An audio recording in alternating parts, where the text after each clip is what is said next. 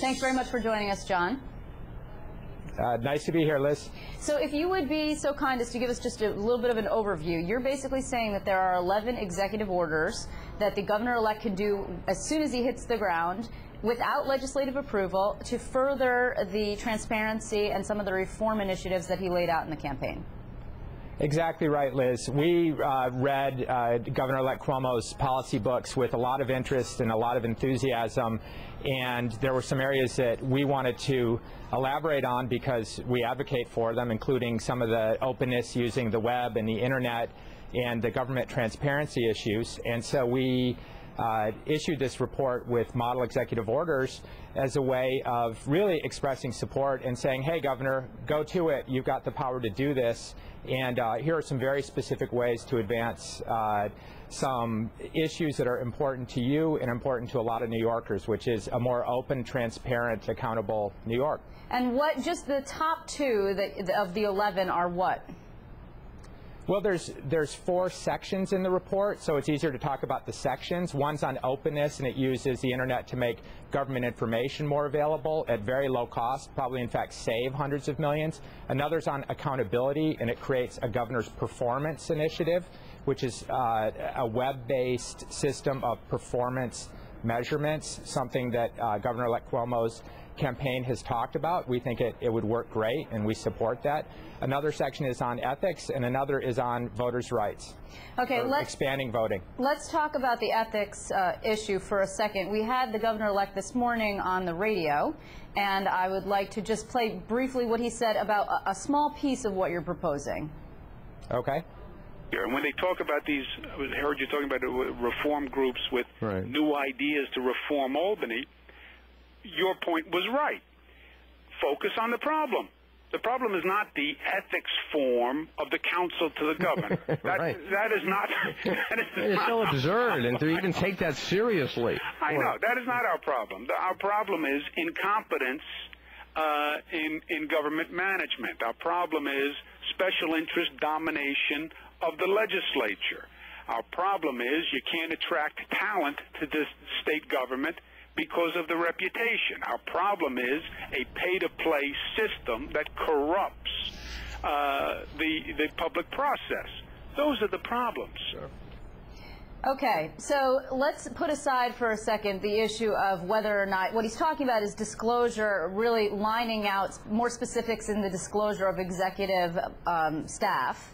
But really, how do the things that you're proposing in terms of these executive orders address some of the broad stroke problems that are facing Albany that the governor-elect discussed? Sure. I mean, I couldn't agree more with Governor-elect Cuomo's analysis there about the dysfunction in Albany and its many, many forms. And again, the governor and his staff did a terrific job. The governor-elect and his staff did a great job in their policy books, really laying out in tremendous detail all of the problems that our state faces and our state government face.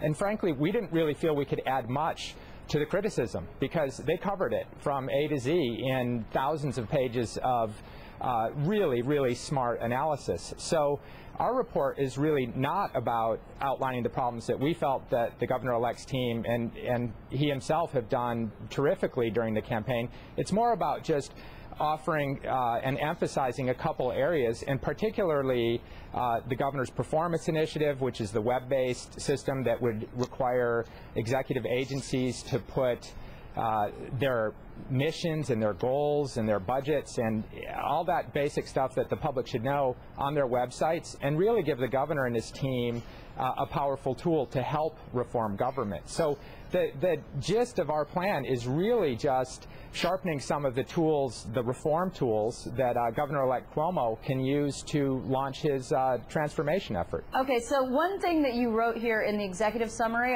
that caught me, it really struck me. You say, the fiscal crisis is not an accident. It's the direct result of New York having an unaccountable and often irresponsible state government, and few New Yorkers know what their government is doing. our ignorance is Albany's bliss. So how is it that public knowledge is actually going to serve to hold state lawmakers accountable? There is a lot of information already out there. I mean, even the Attorney General, Andrew Cuomo, created Project Sunlight, where you can cross-reference who gives what political money to whom and who gets what state contracts and who's lobbying for them. I mean, that information is available, and yet the public continues, generally speaking, to return incumbents at a very high rate to Albany.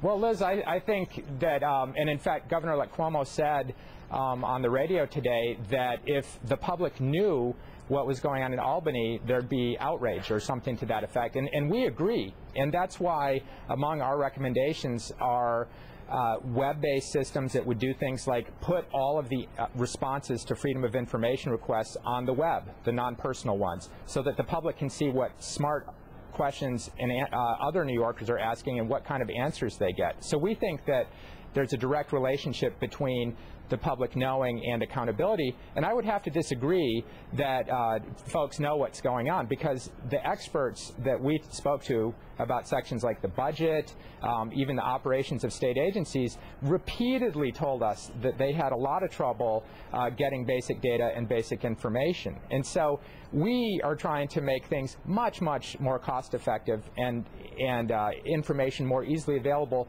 both for the public and for Governor Cuomo and his team and all of his managers. But you and I'll give you one. Let me give you one specific example. Wait, hold on.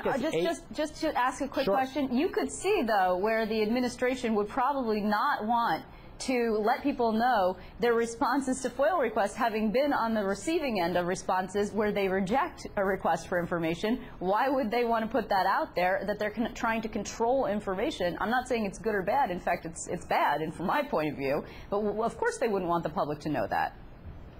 Well, I'm not sure I agree with you, Liz. I think that Governor Cuomo and the Cuomo 2010 team outlined some openness efforts in their various briefing books that made a really strong commitment to fundamentally changing how state government works. And I would point to his book on cleaning up Albany and some of the digital openness and open government elements in there. And we think they understand that part and parcel of reform is transparency and accountability. And frankly, the governor has everything to gain from increasing openness and accountability here, and everything to gain from taking the lead here. And we think he will, because he's already said many of the things that we're re-articulating here in his own policy books. So we're not saying we invented the wheel here. No, Governor Cuomo put out, 8, 10 policy books with detailed problem statements and detailed solutions. We're just emphasizing the things and the methods that we think he can do at low cost, very mindful of the state's budget crisis, and very mindful of the fact that this budget crisis is going to be repeated again and again until there is real accountability and real transparency. So what we're trying to do here is really equip the governor with the best tools to achieve his many to address his many challenges. Well, this is the pitfall of putting out all sorts of details during the campaign, is that people start holding your feet to the fire.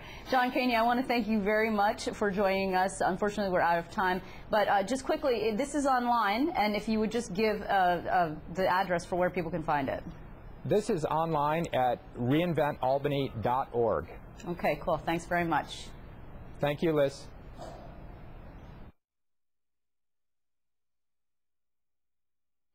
Thank you, John.